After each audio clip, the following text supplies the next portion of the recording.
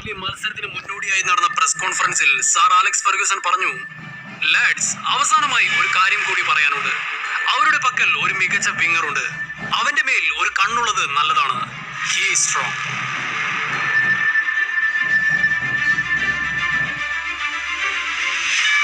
2002 Sporting മാനേജറായിരുന്ന Carlos Queiroz sir Alex ഫെർഗ്യൂസന്റെ assistant മാനേജറായി വന്നതിന് ശേഷം അദ്ദേഹത്തോട് പറഞ്ഞു, സ്പോർട്ടിംഗിൽ ഒരു പയ്യനുണ്ട്, അവനെ ഒന്ന് ശ്രദ്ധിക്കുന്നത് നന്നായിരിക്കുമെന്ന്.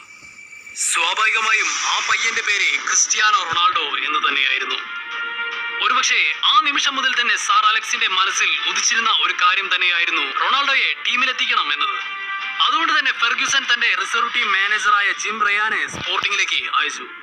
തിരിച്ചെത്തിയ റയാൻ ഫെർഗ്യൂസനോട് പറഞ്ഞത് ഇപ്രകാരമായിരുന്നു, ഞാനൊരു പ്ലെയറെ കണ്ടു, അവനൊരു വിങ്ങറാണെന്ന് തോന്നുന്നു, പക്ഷേ അവൻ യൂത്ത് ടീമിൽ ഒരു സെന്റർ ഫോർവേഡ് ആയിട്ടാണ് കളിക്കുന്നത്. അധികം വൈകിക്കുന്നത് അത്ര നല്ലതല്ല. 17-ാം വയസ്സിൽ തന്നെ ഏതെങ്കിലും വലിയ ക്ലബ്ബ് റാഞ്ചാൻ സാധ്യതയുണ്ട്. ആരെ കുറിച്ചാണ് റയാൻ പറഞ്ഞതെന്ന് ഫെർഗ്യൂസന് വളരെ വ്യക്തമായിരുന്നു. തുടർന്ന് 2003 ഓഗസ്റ്റിൽ സ്പോർട്ടിംഗിന്റെ പുതിയ സ്റ്റേഡിയത്തിന്റെ ഉദ്ഘാടന മത്സരം മാഞ്ചസ്റ്റർ യുണൈറ്റഡുമായി നിശ്ചയിക്കപ്പെട്ടു. പക്ഷേ ഈ ഒരു മത്സരം യുണൈറ്റഡ് കളിക്കാരെ സംബന്ധിച്ചിടത്തോളം ഒരു തലവേദന തന്നെയായിരുന്നു. കാരണം അവർ USA-യിൽ കുറച്ചാഴ്ചത്തോളമായി മത്സരങ്ങളിലായിരുന്നു. ചുരുക്കം പറഞ്ഞാൽ വേഗം അവസാനിപ്പിച്ച് പെട്ടെന്ന് തന്നെ വീട്ടിലെത്തണം എന്ന ചിന്തയായിരുന്നു യുണൈറ്റഡ് താരങ്ങളെ സംബന്ധിച്ചിടത്തോളം ഉണ്ടായിരുന്നത്.